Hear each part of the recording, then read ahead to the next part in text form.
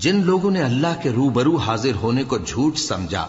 وہ گھاٹے میں آ گئے، یہاں تک کہ جب ان پر قیامت ناگہاں آ موجود ہوگی تو بول اٹھیں گے کہ ہائے اس کوتاہی پر افسوس ہے جو ہم نے قیامت کے بارے میں کی، اور وہ اپنے اعمال کے بوجھ اپنی پیٹھوں پر اٹھائے ہوئے ہوں گے، دیکھو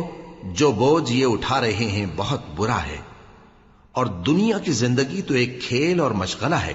اور بہت اچھا گھر تو آخرت کا گھر ہے، یعنی ان کے لیے جو اللہ سے ڈرتے ہیں۔ کیا تم سمجھتے نہیں؟ ہم کو معلوم ہے اے نبی کہ ان کافروں کی باتیں تمہیں رنج پہنچاتی ہیں،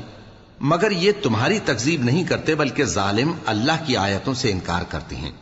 اور تم سے پہلے بھی پیغمبر جھٹلائے جاتے رہے تو وہ تکذیب اور ایذا پر صبر کرتے رہے، یہاں تک کہ ان کے پاس ہماری مدد پہنچتی رہی، اور اللہ کی باتوں کو کوئی بھی بدلنے والا نہیں، اور تم کو پیغمبروں کے احوال کی خبریں پہنچ چکی ہیں تو تم بھی صبر سے کام لو۔